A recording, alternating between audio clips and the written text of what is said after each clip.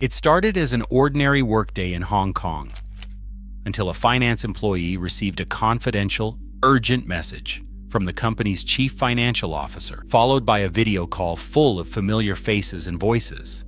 By the time suspicion crept in, $25 million had silently vanished. How could seeing and hearing your own bosses be the very thing that doomed you?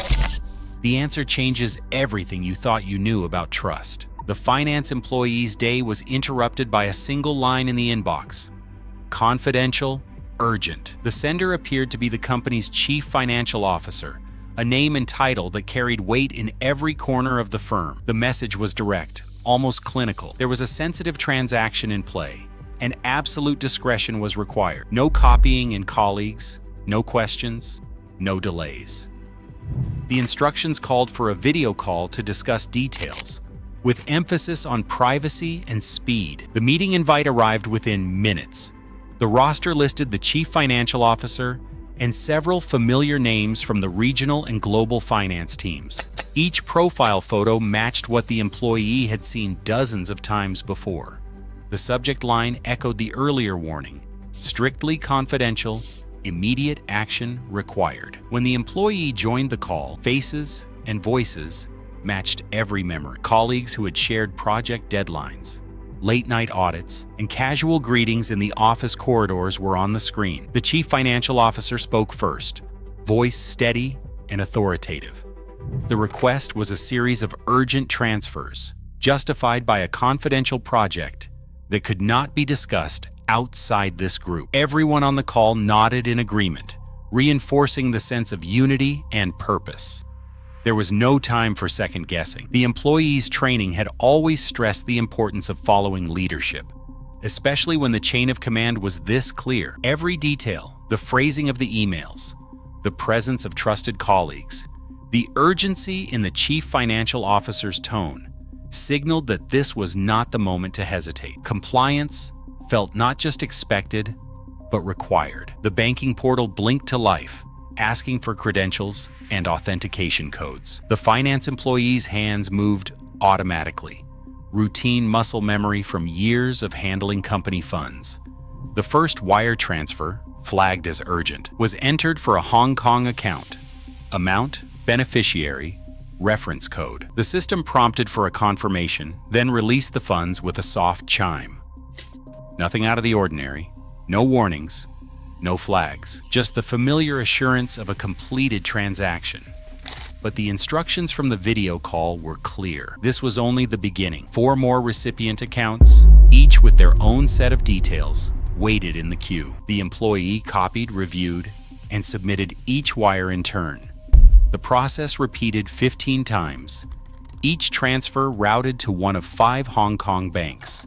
The amounts varied, but the pattern stayed the same: methodical and efficient, unremarkable. Each transfer generated its own confirmation, a digital receipt logged in the system. The workflow never deviated from standard protocol. No extra approvals were triggered, no secondary checks appeared. The employee worked through the list, eyes on the screen, focused entirely on getting every detail right. The urgency from the call lingered, pushing aside any pause or hesitation. By the time the last transaction cleared, the digital paper trail was complete. 15 separate payments, all authorized, all processed, without a hitch. The banking interface, designed for reliability and speed, had become an unwitting accomplice. In the silence that followed, there was only the quiet hum of the computer and the certainty that every instruction had been followed to the letter. The first sign of trouble arrived not from a system alert, but from a simple question to headquarters. The finance employee, still operating under the weight of the confidential request, reached out through official channels to confirm the details of the project. The answer was immediate and absolute. There was no such meeting. No confidential transaction had been authorized. Headquarters had no record of any approval, no knowledge of a sensitive transfer, and no matching calendar event in the company's internal systems. The supposed colleagues listed in the video call had not been present in any meeting that day. Each verification step, including email logs, call schedules, and authorization records, returned the same result. Nothing matched. The names, The faces, the voices that had guided the transfers were all absent from the day's activity. In that moment, the certainty that had carried every action dissolved. The employee, once so sure of the chain of command, now faced a reality where every trusted signal was false. The break between routine and crisis was sharp, leaving only silence and the knowledge that something was deeply wrong. Accounting teams began their review with the usual end-of-day reconciliations. It did not take long for the gap to surface. A shortfall far larger than any routine variance appeared in the transaction logs. The numbers were unambiguous, nearly $25 million missing from the company's accounts. No system error, no delayed posting, no plausible explanation. The sum had been broken into 15 separate payments, each routed to a different recipient account in Hong Kong. The pattern was methodical, yet the magnitude was staggering. In the world of corporate finance, discrepancies are measured in thousands, sometimes tens of thousands. A loss of this scale is seismic. Auditors retraced every step, combing through digital receipts and authorization records. Each transaction had cleared all internal checks. Nothing flagged, nothing held back. The transfers were legitimate in form, but the destination accounts were unfamiliar, and the purpose codes offered no clarity. The realization spread quickly through the finance department. A single day's work had drained $25 million from company reserves. The silence that followed was heavy, broken only by the questions no one could yet answer. Public conference talks, interviews, and even casual online meetings became raw material for the scheme. Every word, every gesture, every moment an executive appeared on camera was quietly collected. The attackers needed only a few hours of footage to build convincing digital replicas. With modern AI tools, the process no longer demands a high level of expertise, just access to the right videos and off-the-shelf software.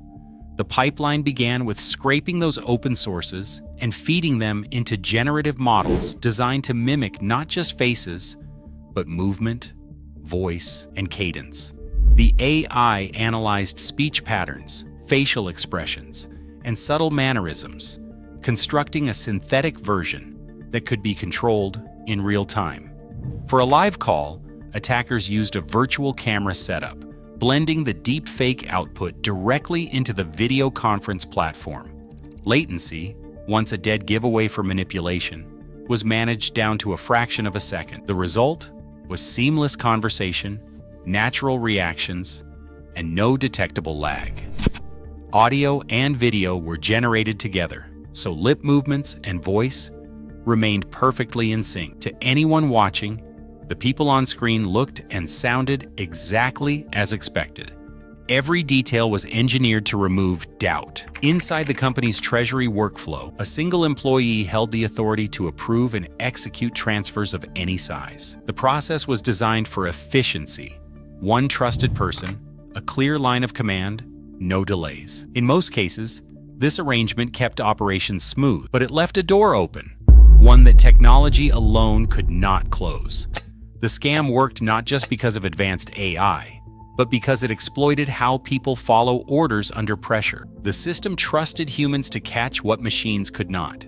In this case, that trust was the weakest link.